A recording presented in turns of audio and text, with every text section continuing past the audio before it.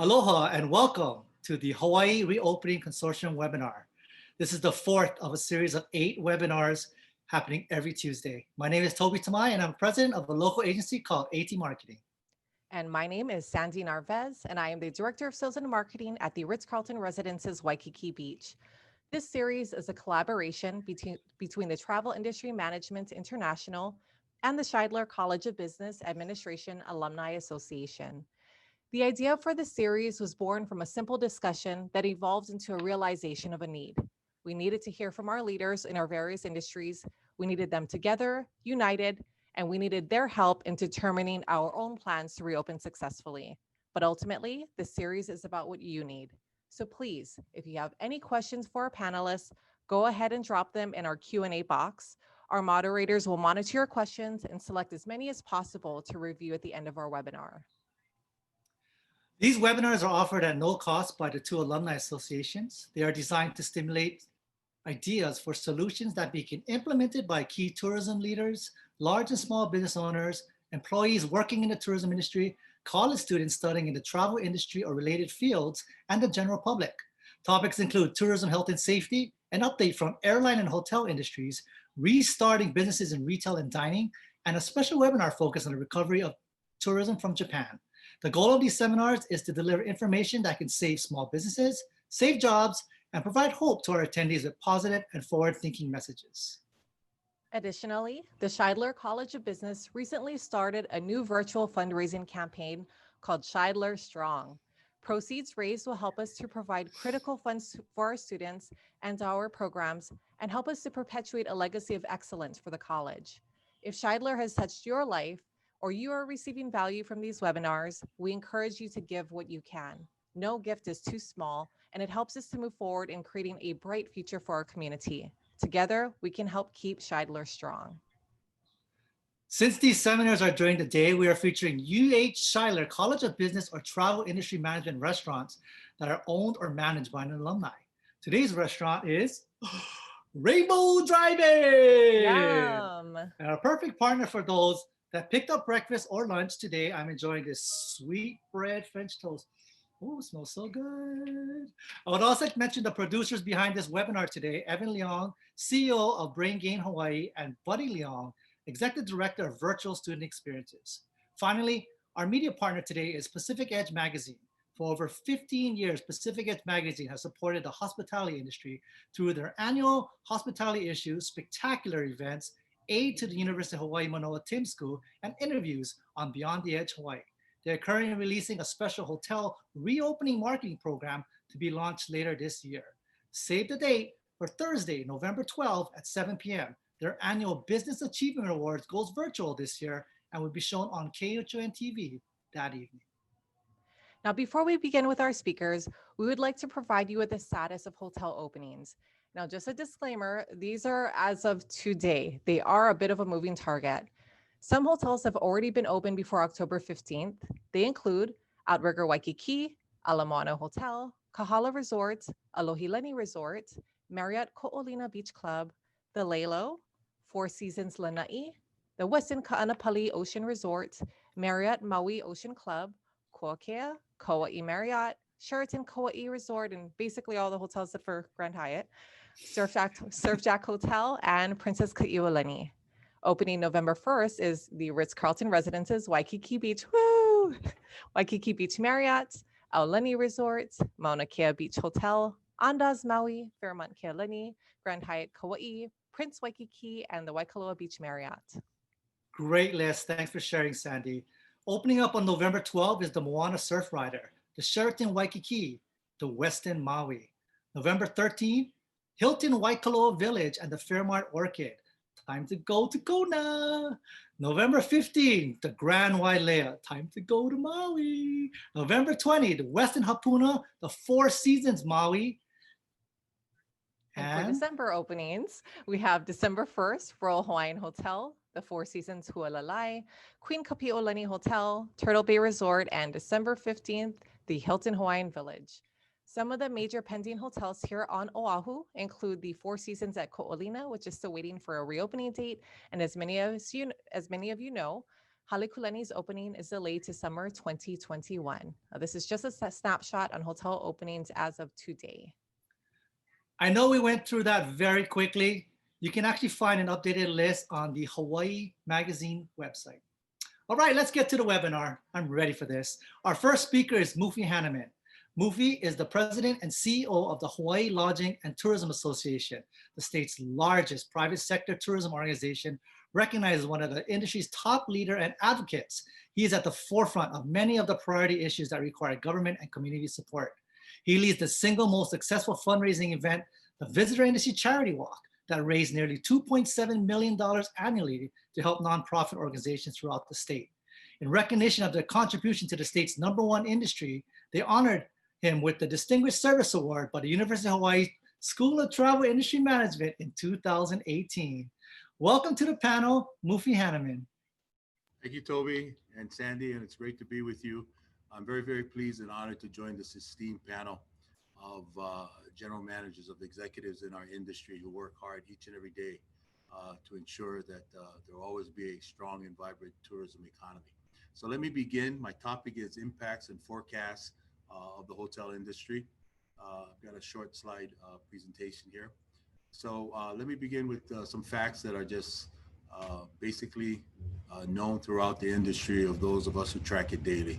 First of all, no question, it's a huge industry that generates a lot of tax dollars, creates a lot of jobs, maintains a lot of jobs, and what it gives back in terms of state taxes is huge, over $2 billion. No other industry comes close. And so we started 2020, at least the first 2 months, at a very good pace. Growth was continuing to occur.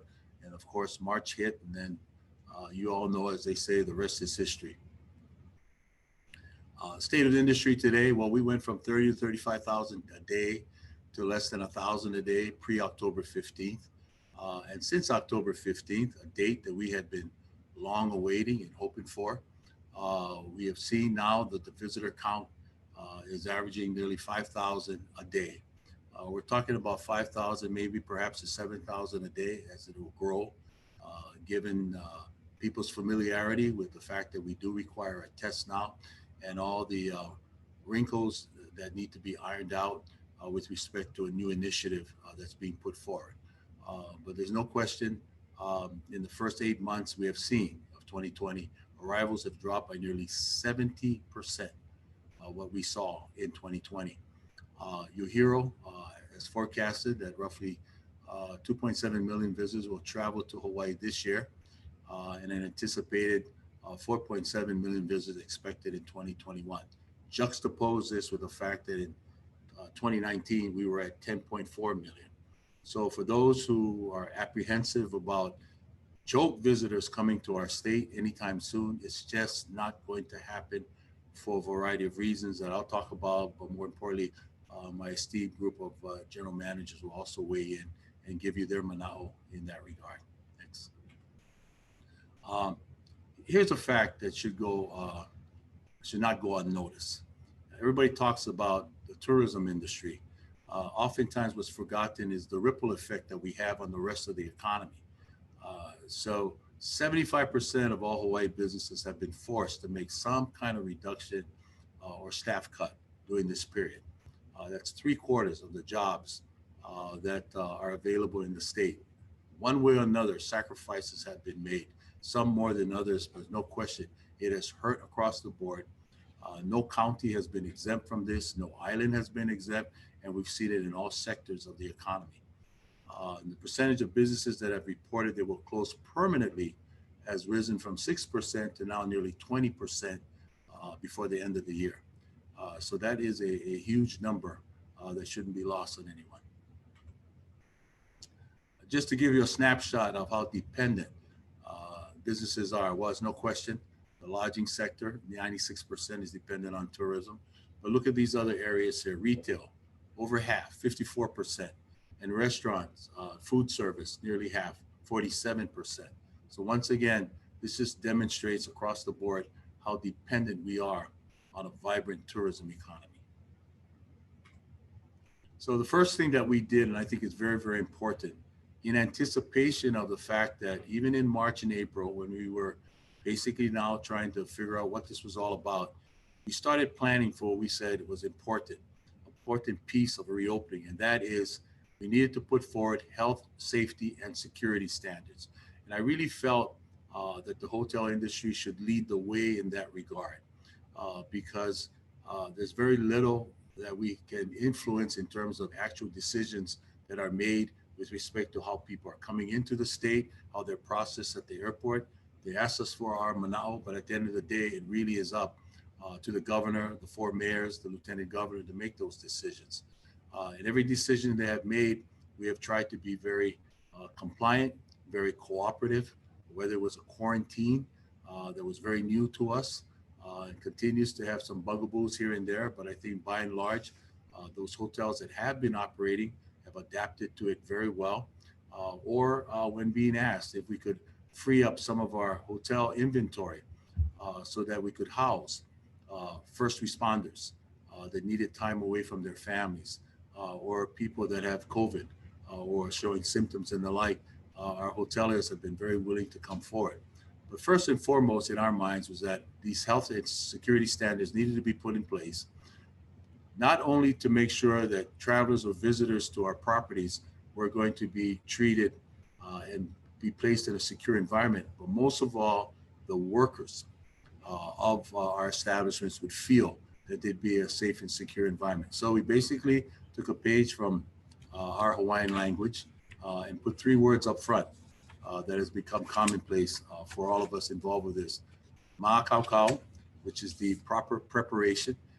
This speaks to all the training that needs to be done beforehand. Hanapono, which is the right procedures, and Pane, the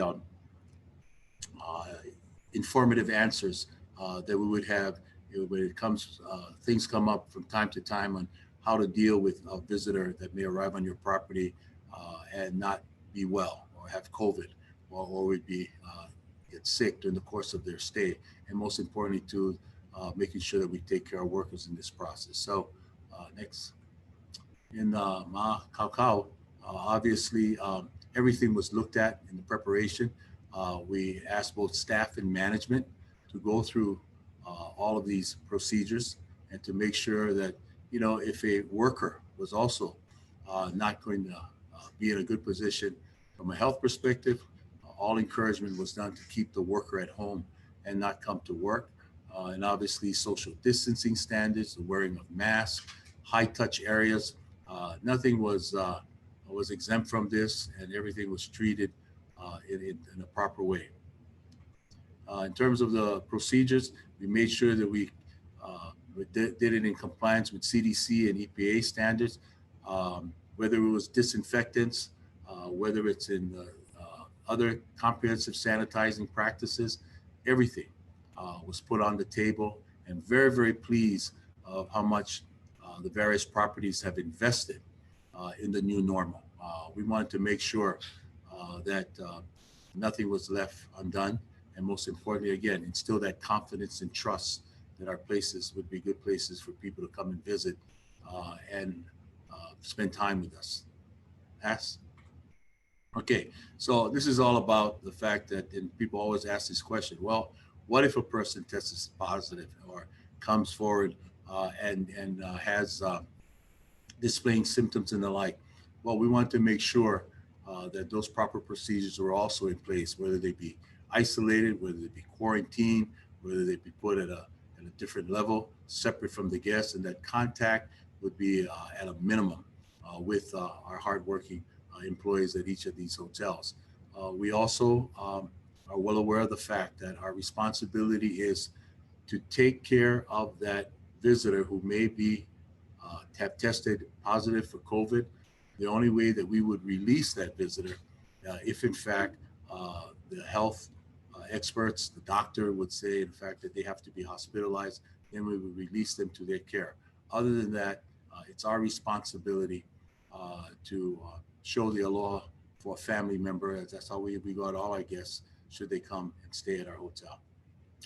Next.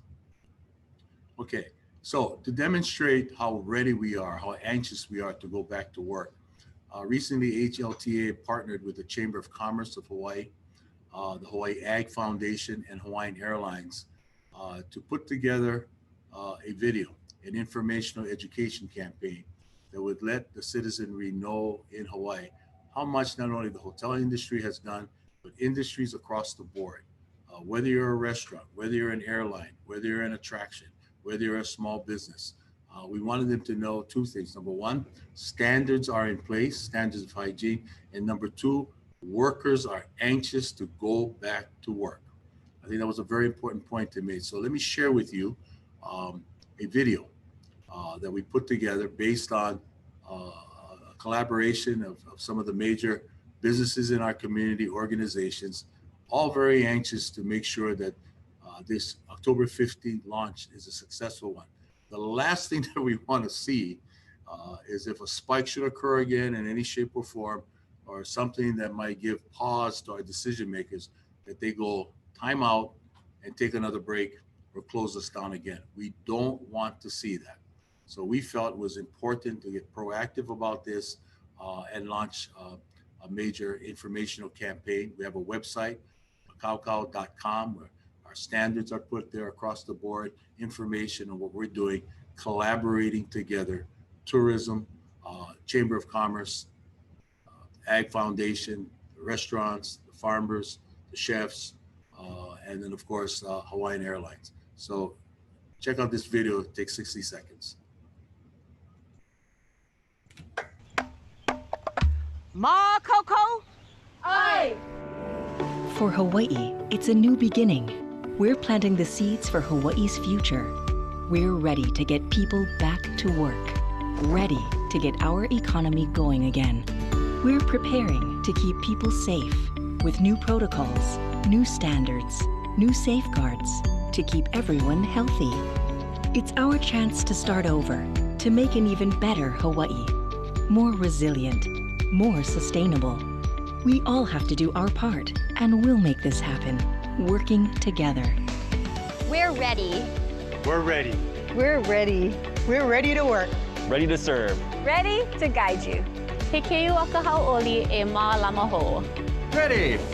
Ready. Ready. All ready. We are ready. Makoko Hawaii, we are ready. Learn more at makoko.com. So you'll be seeing this on social media. We're doing television ads. We're just kind of promoting this fact, reinforcing again the belief that our people are anxious to go back to work. So the industry landscape as it exists today, and it was mentioned up front by Sandy, not all the hotels are open. It's really up to them based on their own projections that they're making based on what their situation is with each respective lodging property. 67% have been open as of October 15th, 91% by the end of November, and practically all of them by the end of the year. And hotel reopenings are measured as economic projections indicate that tourism really won't regain any sense of normalcy, perhaps until late in 2021. Okay, my last slide.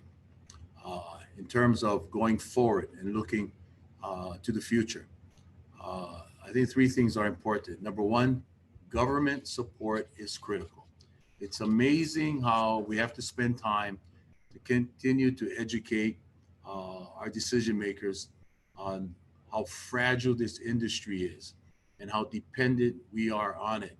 And also to urge them to resist the temptation that whenever there's a shortfall in government with respect to revenues, they have to stop this habit of always looking to the industry to pick up the slack or to fund it. So this is very, very important. One of the challenges of this legislative session is to figure out how do they come up with revenues that in the past came through the TAT to support the marketing efforts of the Hawaii Tourism Authority. Why? There's no TAT. Much of it hasn't been collected during the course of this year, and very little will come in. So a major decision will have to be made in terms of what other funding pocket they can reach into to support those efforts, because we can't just assume that people are just going to come here because it's Hawaii. We cannot just assume that people are going to know that we're safe again. We cannot just assume that people will come here and choose Hawaii as opposed to some other place that will offer some of the things they think that Hawaii has done in the past, but maybe they can get it better or a less expensive price going elsewhere. So government support is critical. Also, we have to make sure we're on top of legislation that could hurt the industry. For example, before the city council today is one of the most anti-business measures that I have seen in all my years of either being a participant in government or an observer in government. The bill is called Bill 80. What it will do is force hotels to recall, hire back employees at pre-pandemic levels. In fact, they're asking that we do it at 100% occupancy rate, and we base it on occupancy.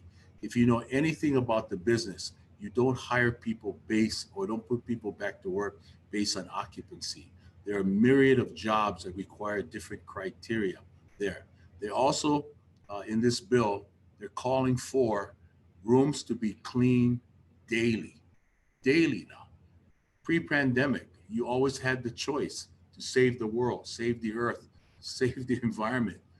It was your choice. And even more so now, we want to minimize contact with guests and our employees. This only encourages those kind of contacts to take place irrespective of what that room is reserved for, be it quarantine or be it a flight crew that's flown all night and wants to sleep during the day.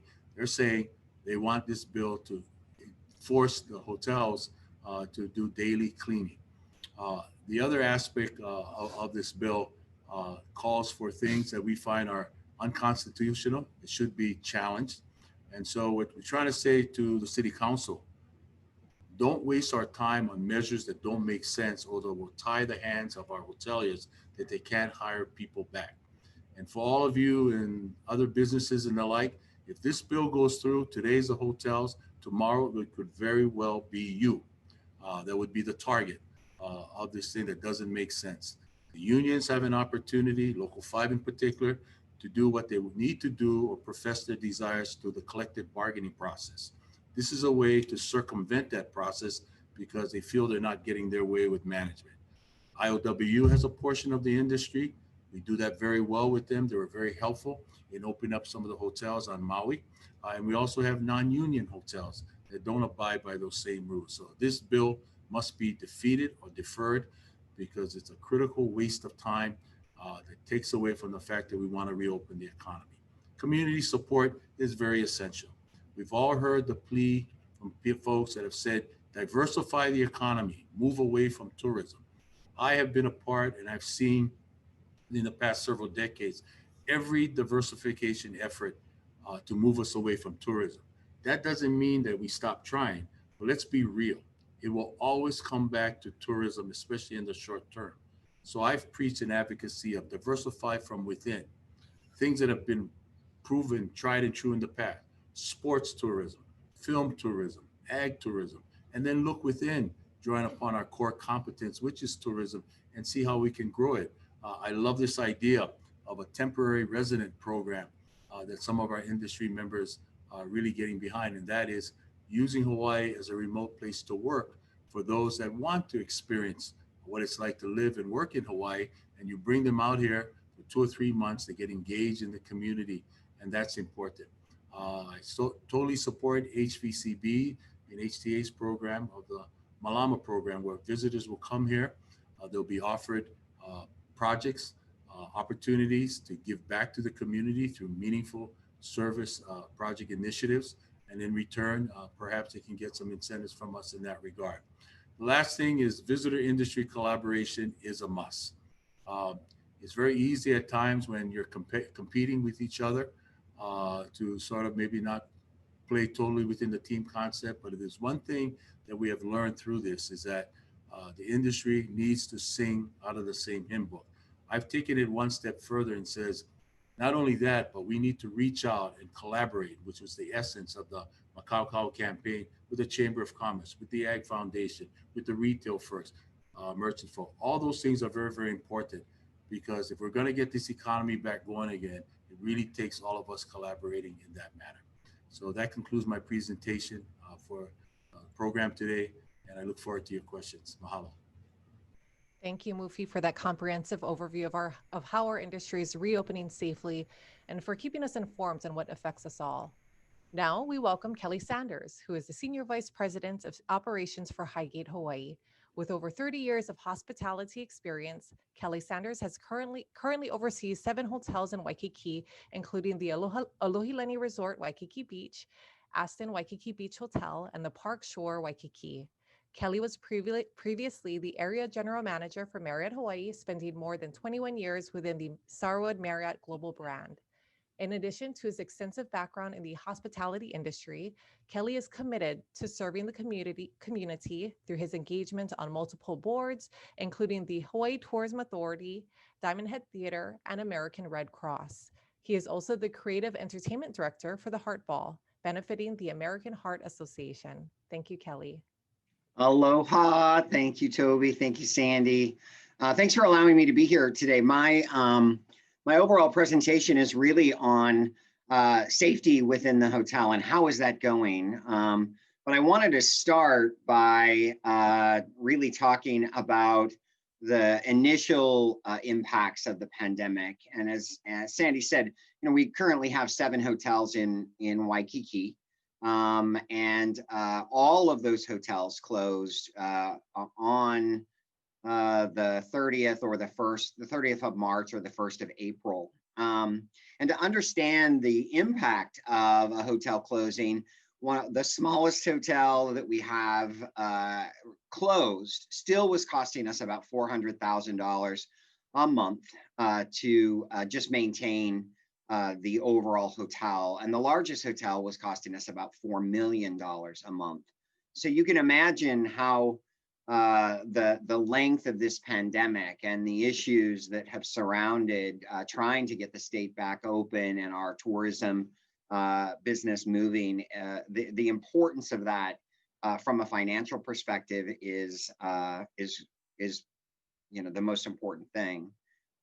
We have 1,200 employees at Highgate, or had prior to the pandemic. Our goal has been to try to work through getting as many associates back to work as possible. But before we did that, we really had to sit down and think about what does this pandemic mean in terms of how we interact with our guests on a daily basis. How do we ensure that our employees are safe when they come back to work? And what are the protocols that we need to do to ensure that we're following all of the great mandates that Mufi talked about? And so we spent a lot of time working through our own internal program, which is called Be Well, Stay Well. As an associate of our hotel, when you arrive, you have to go through a screening protocol that takes your temperature, and you have to sign in. You have to do a health questionnaire every day, and then you are banded so that all of the guests know that you've gone through that screening protocol as an associate. Our associates then, before coming back to work, had to go through intensive training, and we had to build out all new training protocols for every single part of the hotel that we operate, whether it be how to interact with a guest at arrival, when a guest needs luggage assistance, how to sanitize the luggage before and after delivering the luggage to a guest room, to sanitation of the car when somebody valet parks and wants you to park their car. We sanitize the car before for our associate safety, and then once we return the car, we sanitize it again for the guest safety. And then really the intensive program of sanitation and cleanliness of guest rooms and public areas.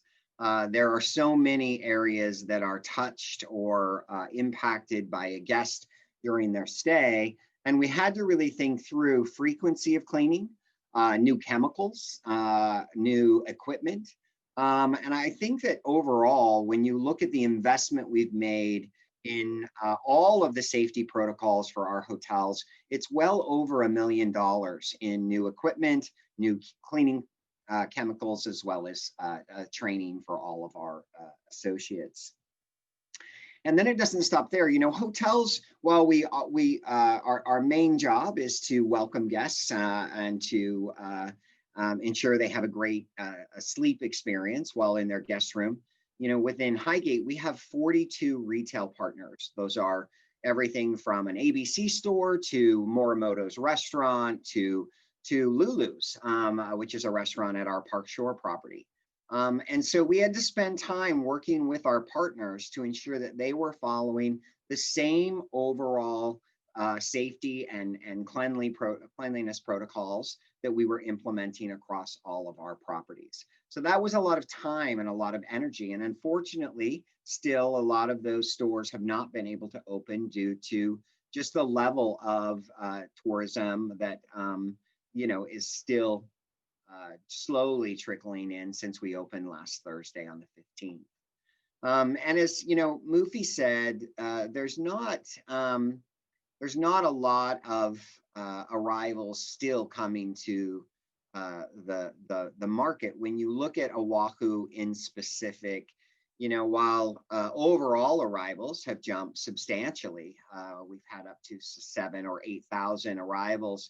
The majority of those arrivals, when you really dig into them, are really people that are returning residents, people that are visiting family and friends after such a long time not being able to join Hawaii. So, you know, this gives us an opportunity to really ensure that all of our guests are trained or educated, I guess is the right word, to all of our safety protocols. So as a guest, when you arrive to one of our properties, you are greeted at the front desk, and we have installed safety barricades in front of all of our front desks, which are plexiglass, to prevent any direct interaction with a customer.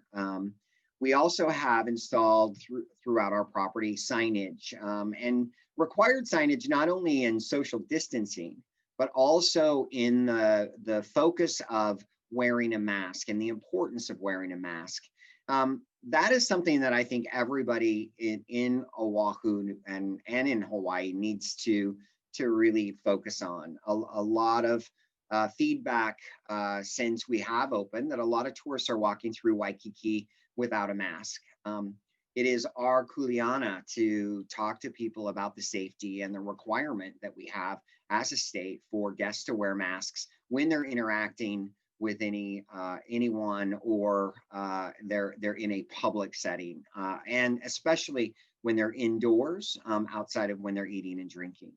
I would, if I have one ask or one opportunity, I would say please join us in continuing to educate people in the importance of keeping everyone safe, not only our residents, but our associates and the guests that are coming back to visit Hawaii during this pandemic and the opportunity we have to reopen the state. And hopefully we will not see a second surge of cases here in Hawaii. So what are the challenges that we have faced? And the challenges, for the most part, we're learning. We were lucky that we were able to open some of our hotels early. And we had some great help and support from some industry leading people to help us train our associates and develop our training protocol. But guests and people coming on vacation sometimes forget the fact that we are in the middle of a pandemic, and that while they are on vacation, there are certain safety protocols that we all have to follow.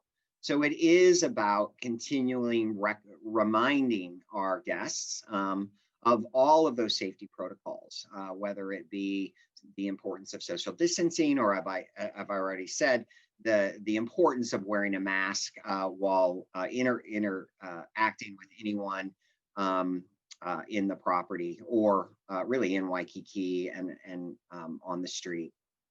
And so I think as Mufi said, the interesting mindset change that has come from the guest expectations pre-pandemic to now is many guests they want a contactless stay. They don't want really to interact with people as much as possible. We have installed or are working to install in some cases keyless check-in, where guests can go through an app, pull up an app and actually check into their room without actually having to go to the front desk.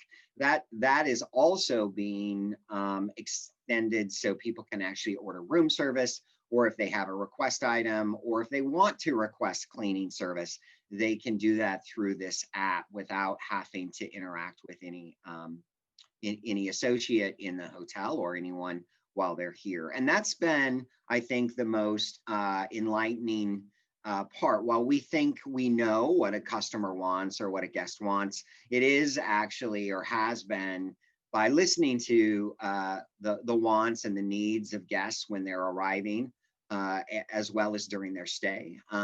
We have implemented this same app, which will allow a guest to reserve a pool chair at the pool that is completely sanitized.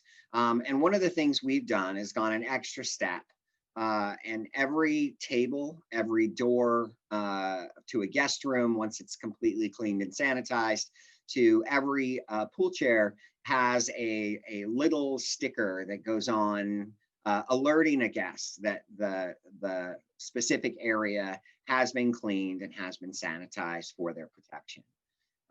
So it's been a journey, I will say, for sure. Keeping our associates safe has been our first and primary priority, followed by then understanding the guest needs and the safety requirements that we need to educate them on. And then, I think overall, we look forward to welcoming more people back to Oahu in a different way. And Mufi touched on the fact that we're asking people to Malama, to give back to Hawaii. And here at Alohilani, we have created a signature experience called Soulful Hawaii, which allows a customer to come stay in the hotel, but also take advantage of planting a tree, an indigenous tree in the Alohilani forest. Alohilani has partnered with Hawaii Reforestation effort, and we have our own forest here on Oahu as well as on the Big Island. And we are committed to planting 100,000 trees. Here in Oahu, those are the Milo, the sandalwood, and the koa tree on the Big Island. And all of our guests will get an opportunity to take advantage of that as part of this new package that we have offered and this Malama program. With that, I don't have a big slideshow, and I think Mufi covered a lot of things, but Be Safe Hawaii is our overall mantra for the state.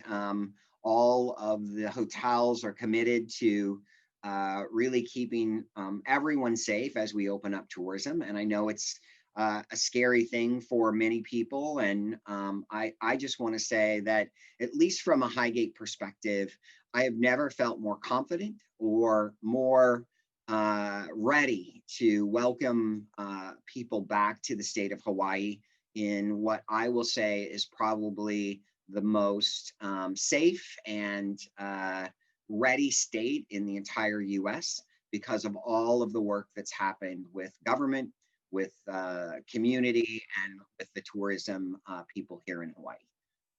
And with that, I will open up with questions. Thank you, Kelly. It was great to hear all the efforts you're doing to keep your guests and your employees safe. Our next speaker is Linda Rodriguez, the Senior Vice President of Hawaii Marketing. Senior Vice President of Hawaii Marketing at Hilton Grand Vacations.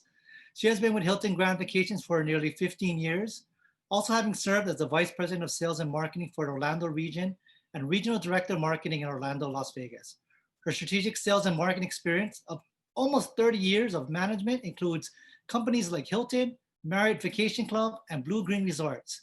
Linda also has a passion for philanthropy and serves on the We Care, We Share Foundation as vice president and the board of directors for the Waikiki Community Center. The Community Center actually moved their annual fundraiser to a virtual benefit on November 12. Please visit their website for more details. Aloha and welcome to the discussion, Linda. Thank you, Toby. Thank you, Toby, and the University of Hawaii for having me today and welcoming me to the timeshare discussion. Our industry, along with the hotel industry, has been greatly impacted, and we're excited to be welcoming our owners and guests back. And although no disaster we have faced in the past can come close to the impact of COVID-19, our industry has fared well when disaster hits. Studies over decades have shown that the industry is resilient and we are quick in wanting to get back into operation, accelerating the recovery of our impacted communities. This was proven after Hurricane Aniki in 1992. Kauai was devastated. It was the timeshare industry that came back first, and we saw healthy occupancies compared to hotels. Timeshares are quite different than hotels. First, we are 100% transient, and as you can expect, this portion of our business will come back soon. Second, timeshare owners behave very differently as they own a vested interest in their property. They pay an annual maintenance fee and property tax, so it's more like a home to them than and they're extremely passionate about traveling. Now, most of our units are equipped with kitchens and spacious living rooms with additional space that allows for safety and peace of mind during times like this.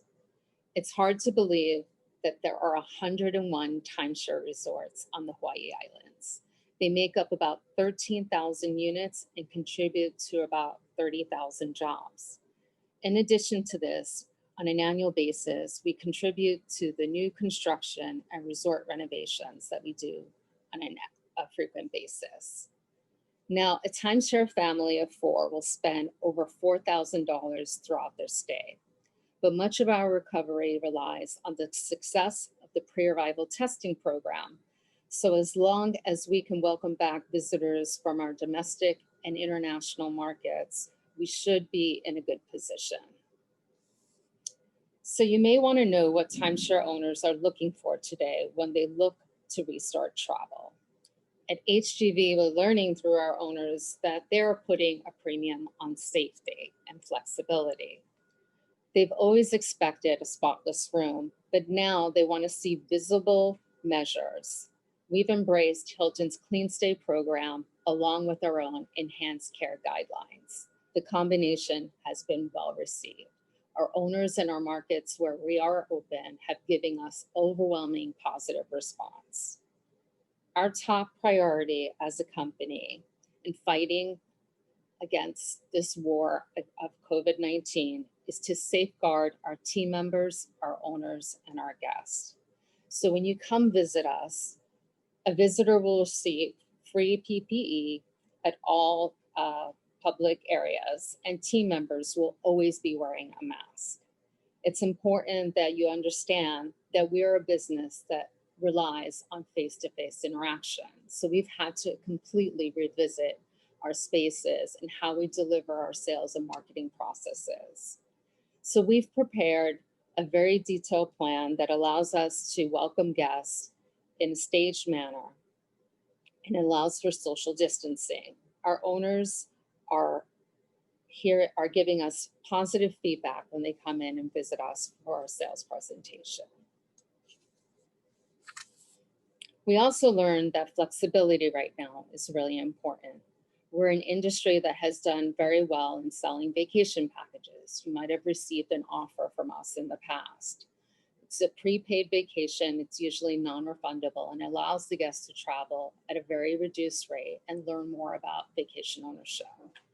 So we had to look at how do we reposition this product so that we can build a pipeline for future business during the closure. Today, we're focused on taking those packages and activating those guests to markets where we're currently opening. And we're looking forward to doing that in Oahu. And in our markets that we are closed, we will continue to serve up to our members messages and inspiring stories about vacation experiences to keep them engaged in future travel. Now our business is adapting to COVID just like yours. And our number one priority, as I stated, is to safeguard our team members, our owners, and our guests. We've had to pivot from a traditional call center environment to a work from home model and create fully capable inbound and outbound programs. And we've done this all within a week before we closed. And we've also found ways to sell our product virtually. So we're using virtual products and and technology to sell our product during the closure. Since we've closed, we've been able to launch sales of Maui Bay Villas. It's our first product in Maui.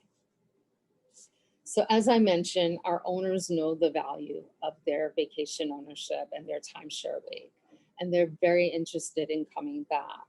What we're doing right now is guiding them through the process as the pre-arrival testing program has just been recently launched. And we're communicating to our owners more so now than ever. Now, I want to leave off with one thing, and that is that timeshare owners are looking for unique and authentic experiences. And I know that it's been very challenging on our small businesses that have been providing our activities to our guests and our owners that visit Hawaii on a frequent basis. Now, this is something that we started working on last year, creating special experiences that are really in small groups or in private groups. It could be something around a family, and create something that is completely unique. That's what the timeshare owner wants to see. Now, I want to thank everyone for inviting me here today, and hopefully you've gained a little perspective on our industry.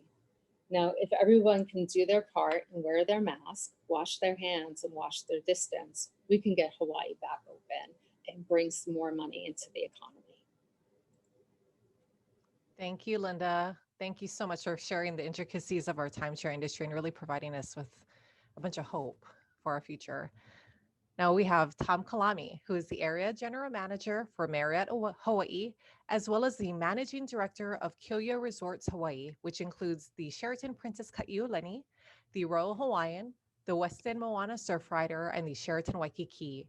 He has been a part of the Marriott Group for over 30 years, with experience managing properties in Mexico, Peru, the Netherlands, the U.S. Virgin Islands, and Aruba. So he is fluent in English, Spanish, and Dutch.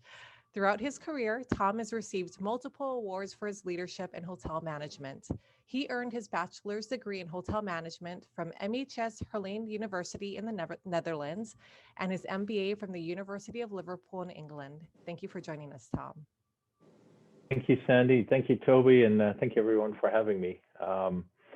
And thank you, the previous speakers, Mufi, Kelly, and Linda, for your wisdom there.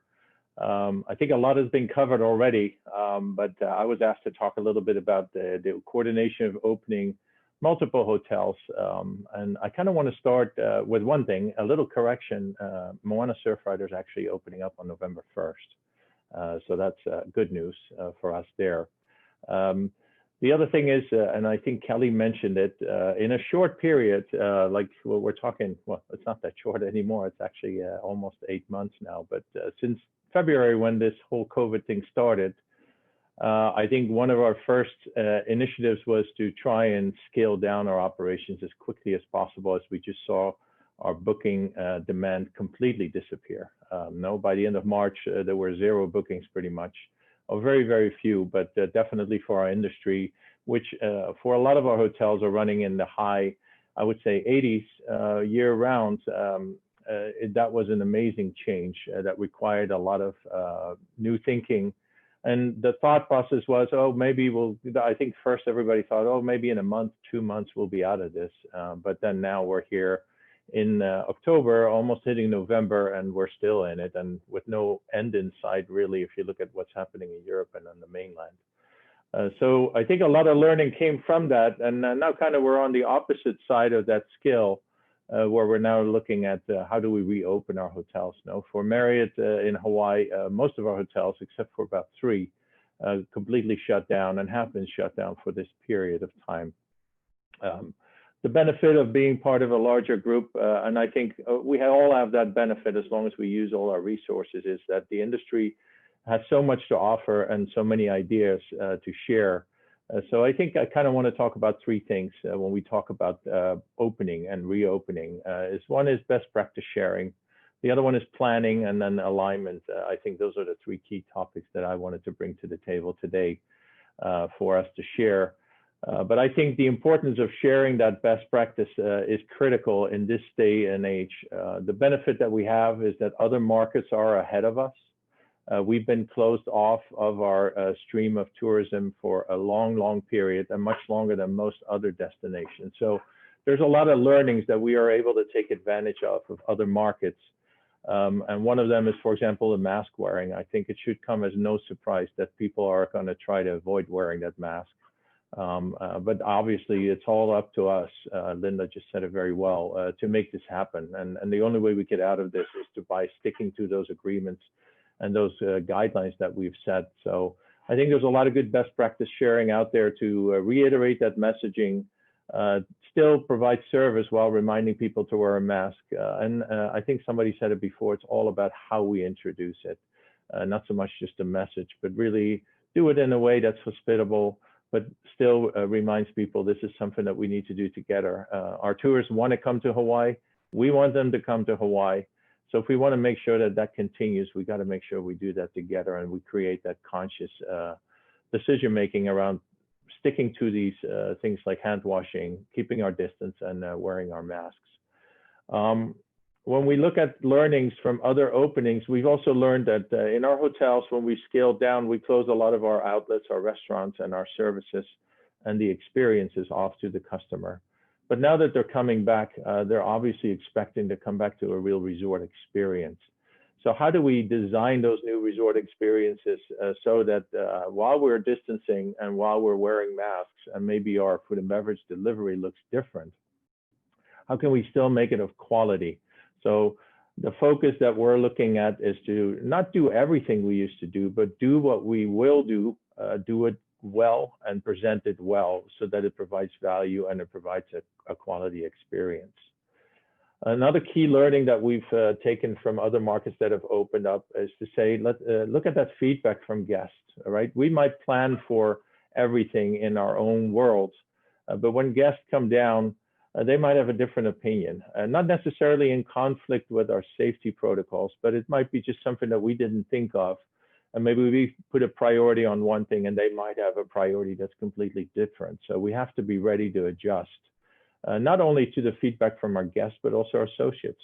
Our associates are coming back, and while we've had conversations and while we are planning on training, they might have some input that might be some things that we say, hey, didn't think of it that way. So we should be ready to be flexible and to be ready to be adjusting to their needs as well, so that we can create this really into a combined effort and keeping each other accountable also, but also making sure that we take care of each other. And the other, I think on the best practice sharing is getting ahead of our associate and our guest expectations. We know that everybody's nervous.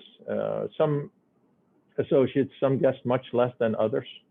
Some people are completely nervous about travel, but still want to travel. And they come in with a heightened level of sensitivity, as well as our associates. Some people are very relaxed about it, might need to be reminded.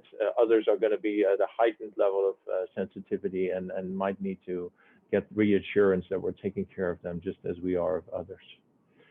So when we go to the next step, then we have planning. When we look at strategies, I think Kelly mentioned it and some others did as well, is flexibility is going to be critical. We don't know what's going to happen, right? If there's anybody on this call that knows where we're going to be sitting in occupancy at the end of December, I'd be willing to pay some money for that vision. We don't know. We're missing still big portions of our natural demand flow. Asia is uncertain at this point in time. Not all markets have access to testing, and the pre-testing protocols are still a bit cumbersome and expensive. So this automatically takes out a whole portion of who our guests are that are going to come in and what is their mindset. So when we look at training for health and safety, it's critical. So that's our key primary focus, right? When our associates come back to work, first we have a plan for training. Everybody, regardless, managers, supervisors, our vendors, our contractors, anybody coming to the hotel is required to go to some level of health and safety training to make sure that the basics like social distancing, hand washing, the mask wearing, and the protocols of cleaning are followed to make sure that we have that basic level of understanding.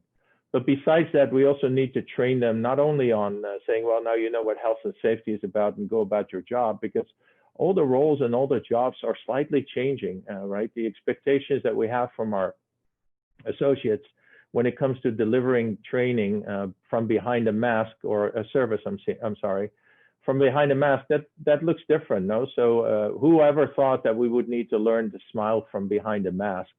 But those are things we should discuss, because we can't assume that people know how to do that. We have to really work through that with them so that the experience becomes a positive experience and not necessarily a negative. We also want to make sure that we're on top of changing rules and regulations. We've seen proclamations from our local as well as our state government, as well as our nationwide government change constantly, and that will probably continue to happen. Hopefully we'll have good news on Thursday that we can move to tier 2, which will then change again what we can do, hopefully in our food and beverage outlets, as well as our retail situation. So all of those things require that we're constantly watching those changes and making sure that we align around adjusting for those on the positive side, or if it becomes more restrictive on the restrictive side. The better we can do that, the more we plan for that, the more chance we have of making sure that we stay open as a state to business and to tourism. Another big training that we probably never thought about as much is the ability to scale up and down as demand fluctuates, right? So what we've seen on the mainland, there is a huge surge in demand on weekends. When I say huge, it goes from 10% to 30%. That's pretty big. Not where we want it to be, but it is big. And it requires you to be able to be flexible, right? To plan for that scaling up and down. And probably we're going to have to do that for the foreseeable future. If we're in markets like in the Caribbean, where some markets are much more seasonally driven, they're more used to that. For us in Hawaii, we've been blessed with a steady flow of people. That will be a bigger challenge, I'm sure. And then lastly, aligning across the organization for us as our hotels open up. We want to make sure, as we have our brands, but also we have our ownership, in this case with Kioya, 5 hotels within the state, that we want to make sure that we apply general strategic approaches that are similar in nature across the organization. One is to manage expectations, and the other is also to be able to provide expectations to our ownership groups, as well as our guests, as well as our associates. We want to make sure that we still are able to customize where required. No, we can't just pull a blanket sheet over all of it. We also focus on communication. We want to be effective where possible, but it has been difficult. And I think that's the biggest challenge that's creating unrest at a national level, a state level, and a local level, and probably at each of the businesses. Because everybody expects somebody with a glass bowl to have the future and be able to say exactly how we're going to do it. So while we can't communicate everything, we have to try and do it as effectively as possible. And I think I want to close off with the last point, which is kind of referring to earlier points. I think it's up to us all to really think about what is the experience like and how do we actively manage that experience for our associates and for our guests, as well as for all of our stakeholders. So it's a different level of management. It requires a little bit more looking forward and trying to get ahead of the game instead of reacting to what's going to happen to us. So with that, I know we're up on the hour. I'll have to jump off, but I'm going to stop there and hand it back to Toby and Sandy. I like your head, Toby. Hey, thank you. Thank you, Tom, for sharing the wonderful insight on your properties. I cannot wait until they reopen. Next, we will start the panel portion of our program. I would like to introduce our 5th speaker of today, Elliot Mills, who is currently the Vice President, Hotel Operations for Disneyland Resort and Alumni, a Disneyland Resort and Spa. In this role, Elliott oversees all operations for the Disneyland Hotel, Disney's Paradise Pier Hotel, and the Disney Grand California Hotel and Spa in Anaheim, California, and of course as well here, the Alumni, a Disney resort and spa in Colina. Alumni Resort has flourished under Elliott's steadfast leadership, receiving several prestigious industry awards and recognition such as Best Family Hotel in the entire United States in 2020, according to the US News and World Report Best Hotels ranking. Elliott gives back to the community by serving as a board member for Hawaii Pacific Health, HMSA, the Hawaii Visitors Convention Bureau, and the Hawaii Community Foundation, and he's also appointed to the Kamehameha School's Board of Trustees. Joining Elliott to moderate our panel is Sandy. Sorry, you're not going anywhere, and my rainbows is getting cold.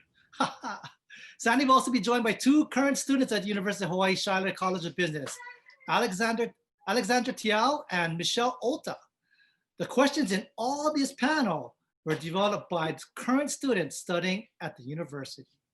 The panels are yours. Thank you, Toby.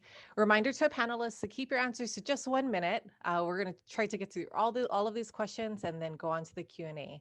So Elliott, the first two questions are for you, and they are from Ella Ferris, who is majoring in marketing and international business. Those are my majors, and will be graduating in the spring of 2022. So the first question, what are your thoughts of reopening, particularly as it pertains to Ko'olina as a remote location on Oahu?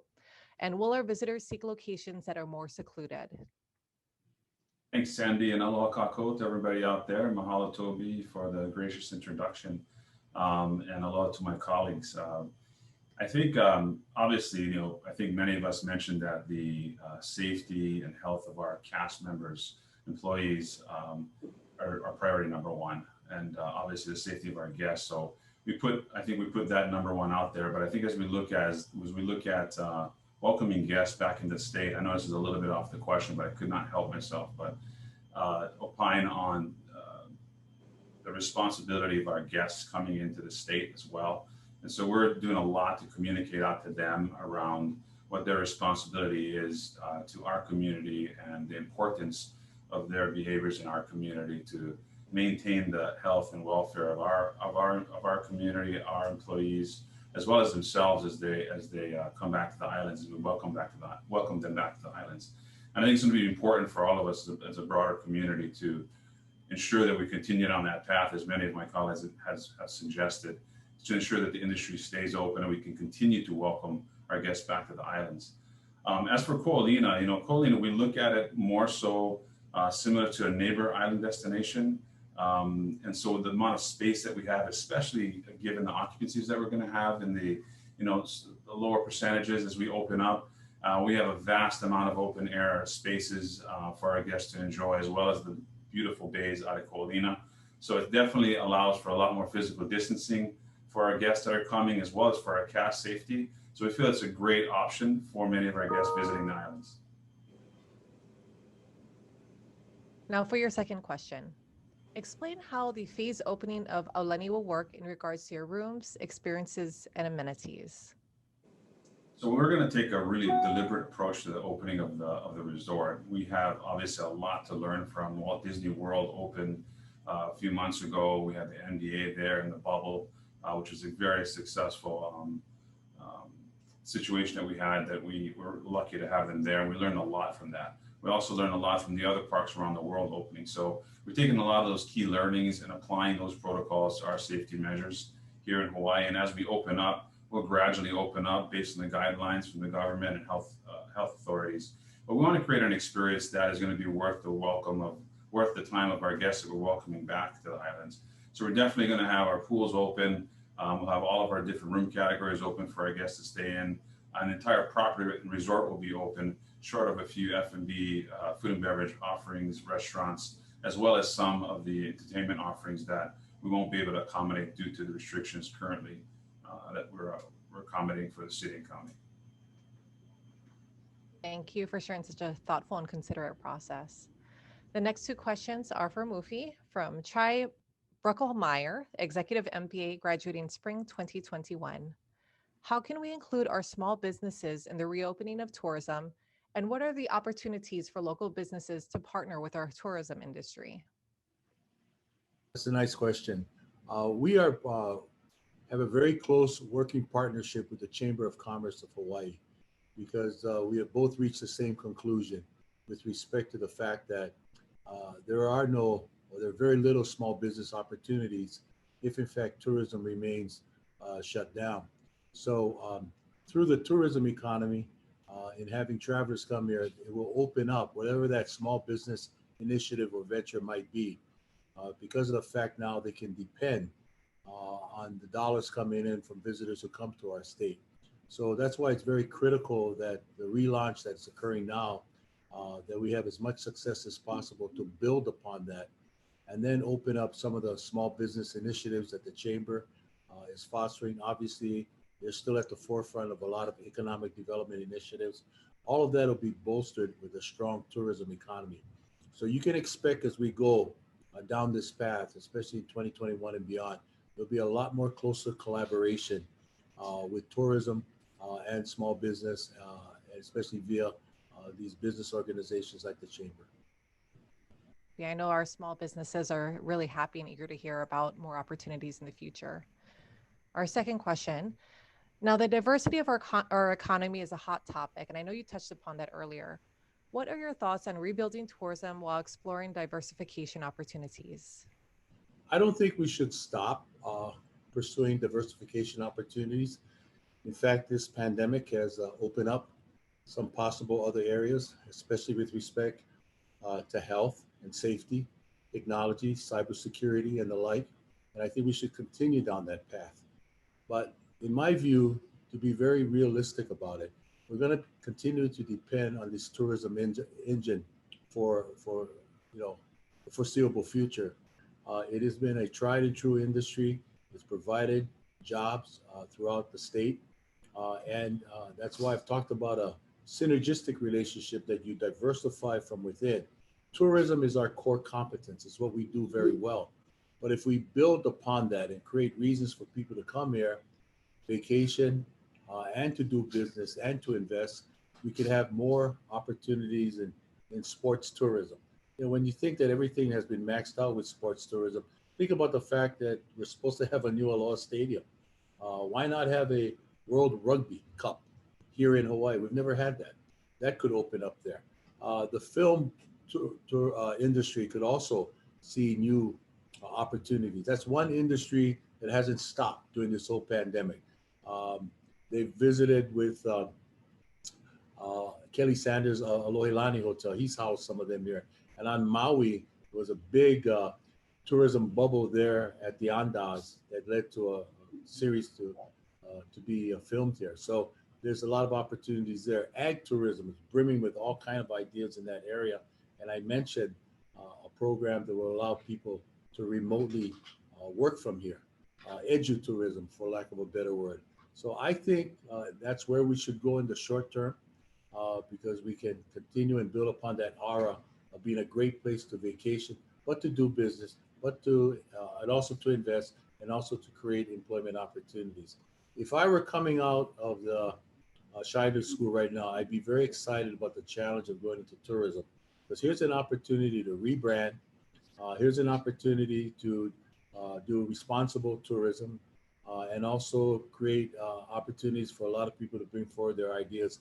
We don't want to go back to just quantity of tourists coming here. We want a quality experience, a quality tourist that will come here and respect our culture, our environment, and give back to the community.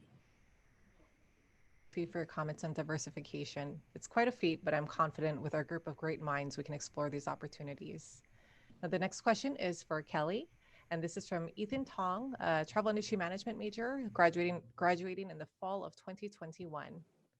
The pandemic has negatively affected the tourism industry in many ways, but what are some of the opportunities or positive takeaways that the pandemic has provided or made way for companies?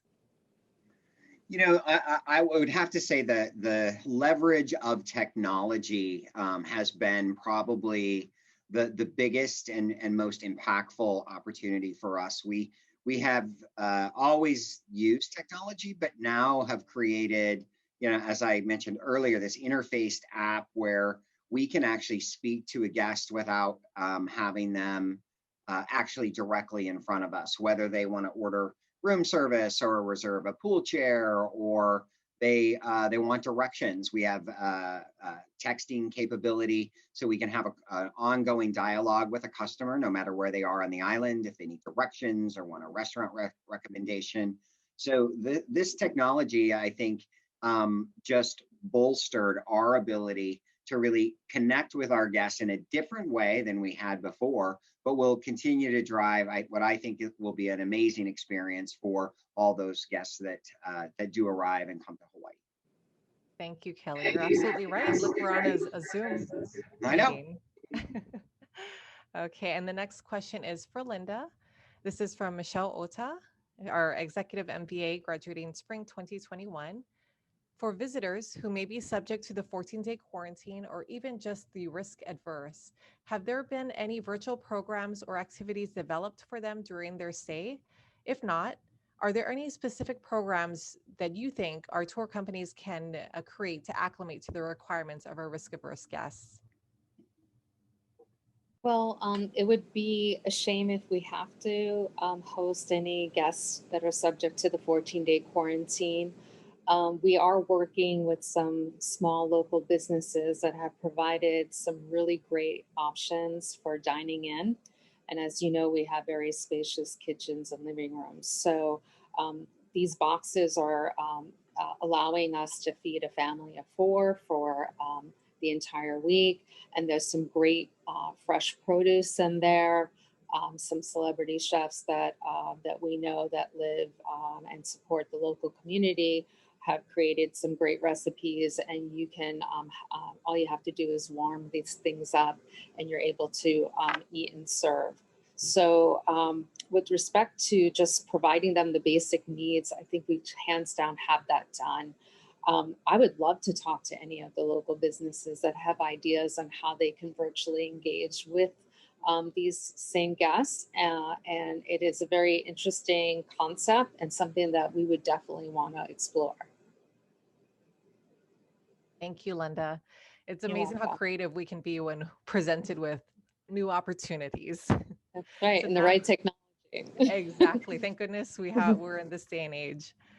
Now I will hand our next round of questions over to Alex, who is a senior at Shidler, majoring in human resources, finance, and international business. She is originally from Maui, but is looking forward to working on Oahu when she graduates in spring 2021. Alex, the floor is yours. Thank you, Sandy. So our first question is actually going to be for Elliot, and it's from Robert Field, an executive MBA student graduating in spring 2021. So the question is, how do you envision the physical assets of the hotel and timeshare industry changing post-COVID? For example, will combined hotel rooms be available for families traveling together?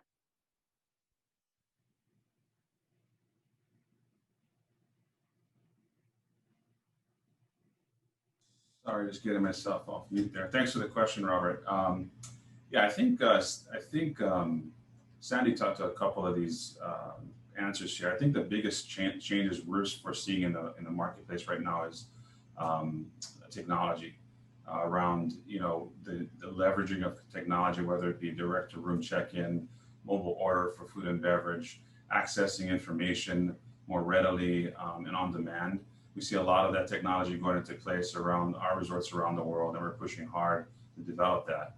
With regard to room inventory, I think fortunately for us at Alumni and many of the other timeshare facilities, we have multiple types of accommodations, whether it be hotel rooms, studios, 1 bedrooms, 2 bedrooms, 3 bedrooms even, to accommodate larger families traveling together so they can stay in their cohort and hopefully physically distance a little bit better with those accommodations and keeping them together within those room types. So I do see a lot of technology changing throughout the course of this time to better accommodate our guests through contactless processes.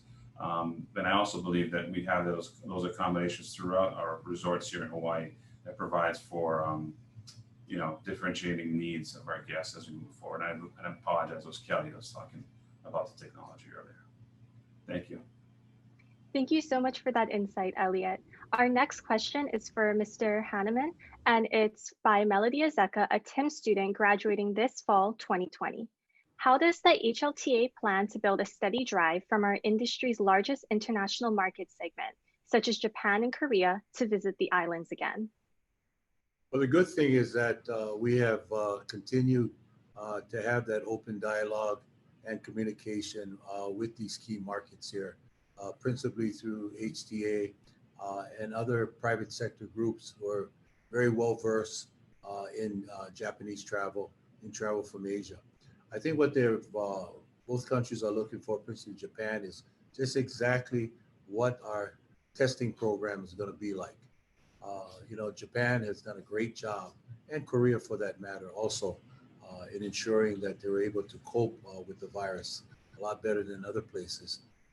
So it goes with visitors from those areas when they leave. They want to know where they're going to and how can they ensure that the health and safety that they insist upon when you visit their countries is going to be maintained here. So to me, it's a good thing that we are open now. We've got a pre-testing program. They're looking at it very closely.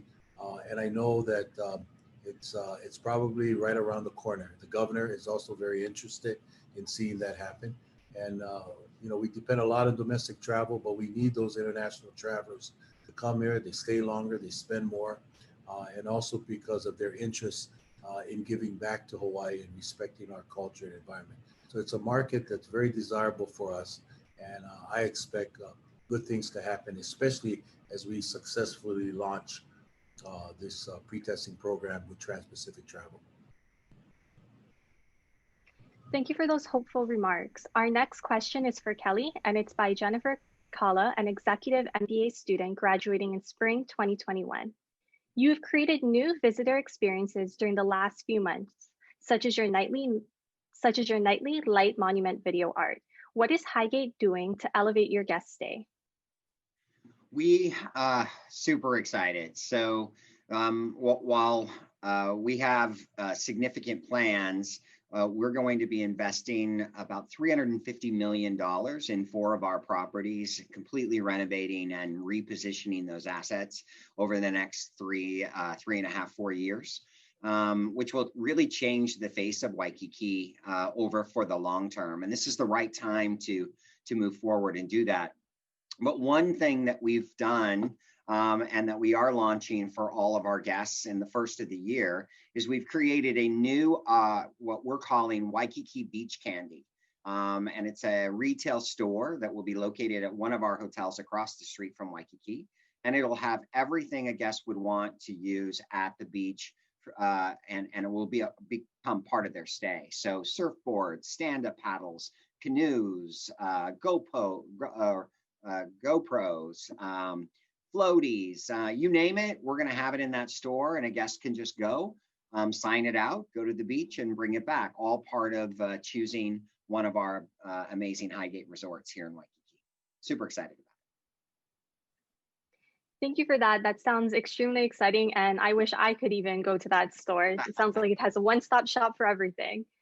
So thank you for that second round of panel questions. Now I would like to introduce Michelle, an executive MBA student who plans to graduate in spring 2021. She's been working in Hawaii's travel industry for 4 years. Thank you, Alex. So my first question is for Elliot. This is from Christian Naole. He's a quadruple major in human resources, finance, management information systems, and international business. He'll be graduating in spring of 2021. So he wants to know, how will the experience of family travel change, and how is Aulani filling those needs? Thanks, Christian, and I admire your ability to take on 3 majors at one time. It's fantastic. I think that, no matter what, families are always looking for opportunities to create memories when they're coming to Hawaii.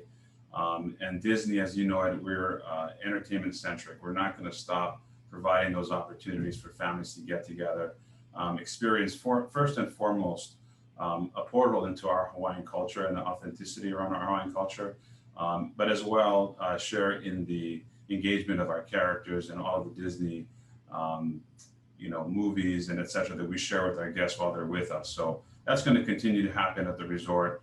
And obviously we are under a little bit of a restrictive process right now, but as soon as we are able to bring back those entertainment venues, we'll definitely do that. Especially everybody's very anxious to get these beach house back open once we open, and we'll definitely put that into play as soon as the city and county restrictions are relaxed a little bit more. But we definitely will continue to make memories that last a lifetime at all our resorts around the world. Thank you, Elliot. That's great to hear. Our next question is for Mufi, and I know you touched on this earlier. The question is from Sharon Guo, who's majoring in travel industry management, and she'll be graduating in spring of 2021. She'd like to know, what can we as consumers and future leaders do to help improve Hawaii's tourism industry? I think is joining with us, those of us who are very vested in the industry, to help us educate the broader community of the importance of this industry. And short term, let me just give you a quick example we all touched upon today. There's a great concern about people not wearing their mask. And as I delved into it in Waikiki, I take daily walks here. It's not just visitors, it's local residents. That's how this whole virus really exploded, is people coming back from hotspots. So I think it's not a tourism responsibility, it's a community responsibility. And I think if we can all buy into that whenever there's a challenge out there, an obstacle getting in the way of us coming back successfully, I'd like to see more hands on deck to help us in that regard. I think long term, I think this is the perfect time now to come forward with creative new ideas on how to do things. In the mid 90s, when I was on the council, I did something back then with the city council that should have been done more of it during the years, and now it's picking up again. And that's this whole concept of impact fees for people who come from out of state and use our attractions, our parks, what have you. And so when we proposed it back then, it was to care for Hanauma Bay and have a special fund that would go back to the preservation, maintenance, and education. And now the city council has even strengthened that. That's responsible tourism management. So these are the kind of ideas that I would encourage you to come forward, because as I said, every crisis presents an opportunity, and that's the opportunity right now, is how do we make sure that this industry can be meaningful going into the future and create opportunities to keep many of our best and brightest here, especially those of you who want to pursue a career in our #1 industry. Thank you so much. Yes, I do agree. We should set an example for our visitors by wearing our masks and taking care of our islands. And our next question is for Kelly. This is from Joy Ravina, majoring also in travel industry management and graduating very soon in fall of 2020. The question is, many of the hotel workers, such as housekeepers, are kupuna. Given that scheduling employees at work is often based on seniority, how will the hotels balance prioritizing the schedule for employees within the age range that is highest at risk for COVID-19? Thank you. So it's been a major focus for us, for not just Kapuna, but any employee right now may not feel comfortable coming back to work with the potential of travel and COVID. The training that we've done has been very helpful. Giving people confidence in what to do and how to keep themselves safe is, I think, the first step. And education is always the best opportunity. But one of the things that we've also done is allowed maybe our kapuna, our people that are maybe a little older, if they don't feel like coming back right at this moment, we're allowing them to stay on furlough or layoff, and we'll go to the next person in line. So really giving our associates the choice where possible to whether to come back or to continue to wait. But I will say that training and education has gone a long way for giving comfort to a lot of our associates. Thank you, Kelly. Yes, it's great to hear from you and everyone on the panel today that you're really looking into your workers' interests and the associates' health as well as the visitors. And now I'll turn it back to Sandy for our final panel question. Okay, so I'm going to modify this just a little bit. So we're going to go into our Q&A and we will ask that final panel question, but it'll be for you, Mufi, and it'll be the last question. So this next question will be for Kelly. And the question is, what do you see are the opportunities for work from home or work from anywhere from your properties? And will this market be potentially important for the next 6 to 12 months or long term? Yeah, so it's a little different in a hotel that you're interacting with people, but there definitely are functions within our properties that we have allowed a work from home opportunity. Those include finance, reservations, so anything that is done with technology that they don't have to connect and interface. And I will say that there a lot of our associates are much more productive while they're home. You seem to get a lot more accomplished. So we will continue to look for opportunities where people can work from home where possible. Right now we have asked everyone to come back to work since we're opening all the hotels, and we need every hand possible. But we are allowing a 1 day a week work from home opportunity for many roles within our hotels. Thank you, Kelly. The next question is for Elliot. Many in the entertainment industry are looking forward to return to work in Waikiki and other hotels. Is there a plan to re-implement entertainment or cultural experiences for hotel guests? Yeah, thanks, Sandy. 100%. We definitely can't wait for them to come back to the resort. We are opening with some entertainment, Hawaiian entertainment specifically, at the resort currently at Alumni for our opening on November 1st. But it is an imperative part of our experience at Alumni and many of the hotels across the state, as you know, to bring back all our performers and our entertainment. So, I mean, hopefully everybody is going to be bringing them back in one shape or form as we get through the first stages of this. But I can't personally wait to get them all back because it's, 100% what the guests are looking for is that cultural experience, that integration, understand our culture a little bit better. And that's the best way to get it is through those entertainers at the resorts, and then move on to the rest of the islands as they experience it. So can't wait to get them back, and hopefully we'll get through the restrictive process and move forward so that the guests can enjoy that. Absolutely. It's all about sharing our culture anyways. Yes. And the final question is for Mufi. Do you have any words of advice for graduating UH students who are nervous to enter the tourism or hospitality workforce during the aftermath of the pandemic?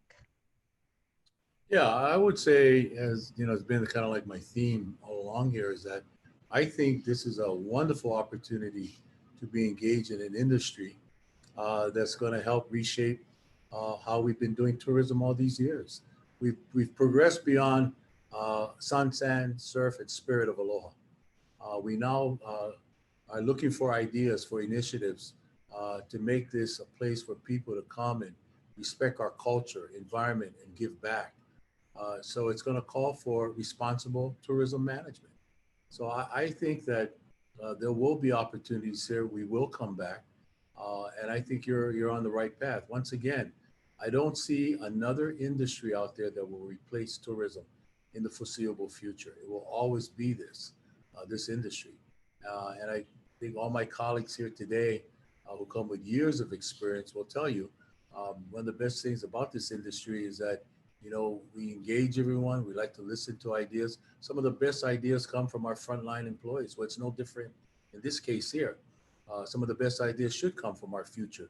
Those of you that want to help shape and create what we have going forward here. So don't run from this industry, run towards it because we will bounce back and we'll come back stronger, more resilient, more sustainable. And you can help create that because those are the kind of things that you believe in this present generation.